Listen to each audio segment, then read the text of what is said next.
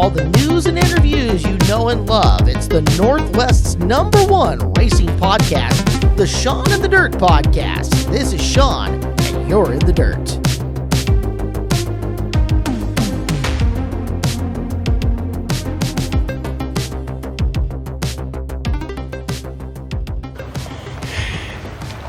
All right, Shaun the Dirt here, Bricen James.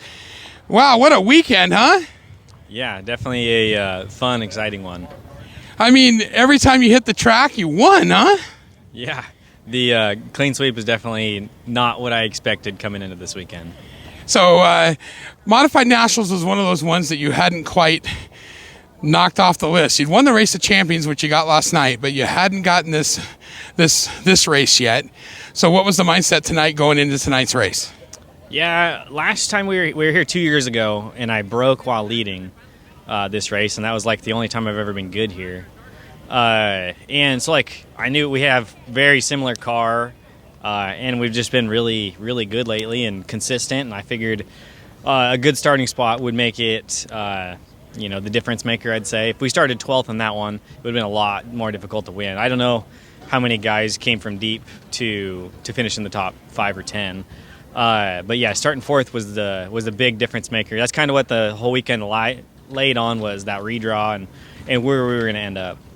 Yeah, it seemed like there was a lot of slide jobs there at the end between those guys, and between 3rd and 7th was just like Kevin Williamson made a big old move there for a while, and Nick was in there, and Tyson, and all those guys that were running between 3rd and 7th there. But out front, you were kind of pacing Gray, huh? Yeah, I mean, he had a very quick pace early, and honestly, I couldn't hang with him the first 15 laps. He had better runs off the corner than I did, and I mean, it really took those cautions to regroup and get us, bunched back up. And honestly, at the beginning of that race, I thought I was going to need traffic to pass him. I needed him to make a mistake.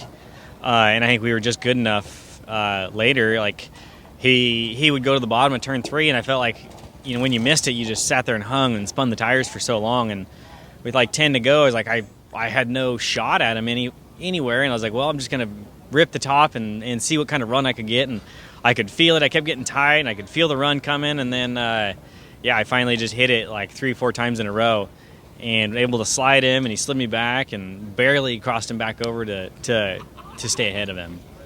When you watch the video back, I think you'll see the announcers going as crazy as the fans. It was actually a really wild race. If people didn't like that, I don't know what they're going to like.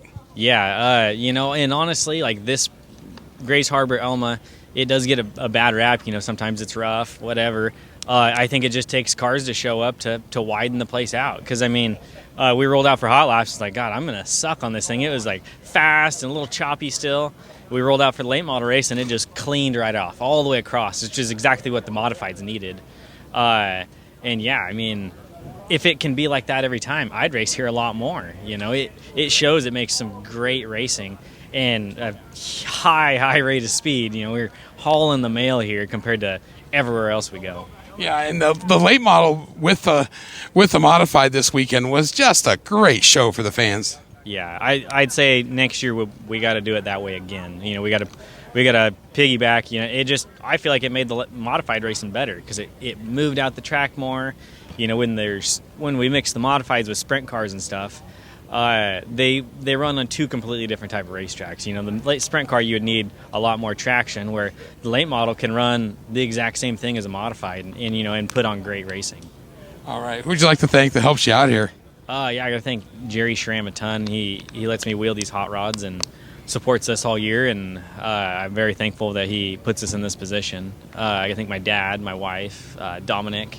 They work their butts off every weekend for me, and I'm not the easiest to hang out with and deal with most of the time, unless we're doing good like this, Yep.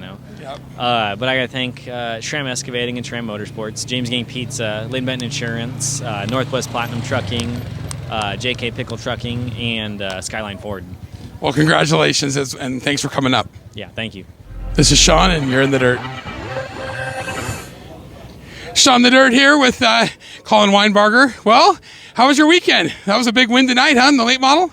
Yeah, I think overall it was a pretty good weekend. Late model was really good. We almost won last night, was right in the running, and then got it done tonight. So all weekend qualified good, heat race good. We were just pretty solid. Racetrack was awesome, especially for late models. It was dialed. It was a lot of fun to race on.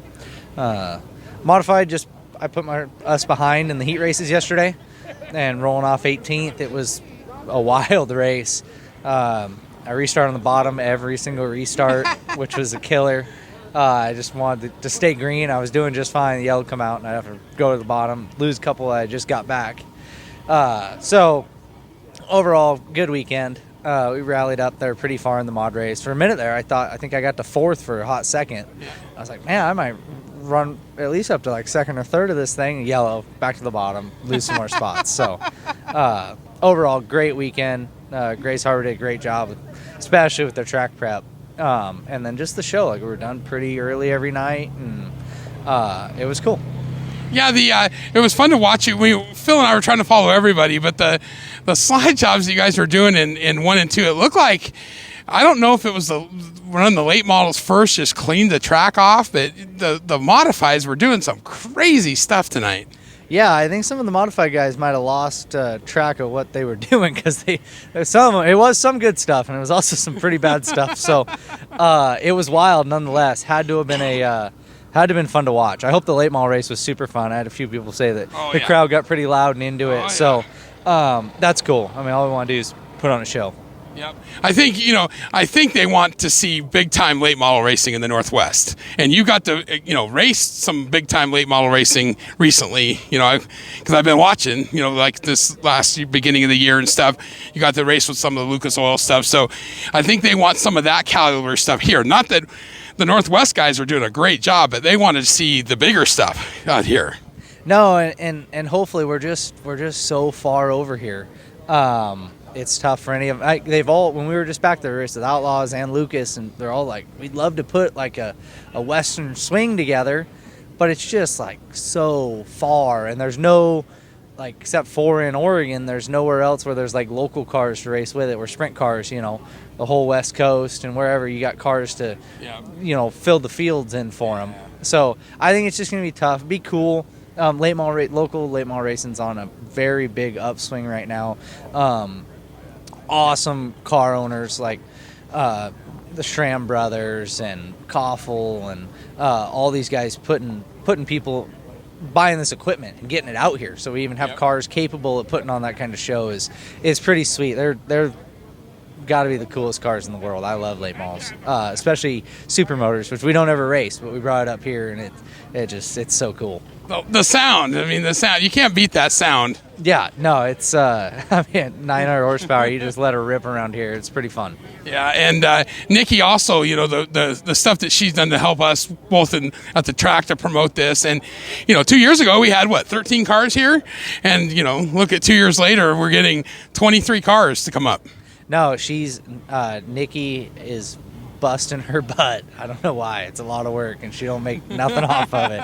But she's kicking ass and really doing a good job with the promotional stuff and getting, I think she calls every single driver and, says, can we come? What's going on? Her heart's actually in it, and people appreciate it. Like, the racers are just into it. It's not strong enough where you can just hey, here's a series and you're going to get a bunch of guys show up. You kind of got to work it, right? And it's paying off. So I hope they all keep with it, and all the sponsors that are putting into it. So we're racing for a decent amount of money, and there's a decent points fund, and yada yada yada.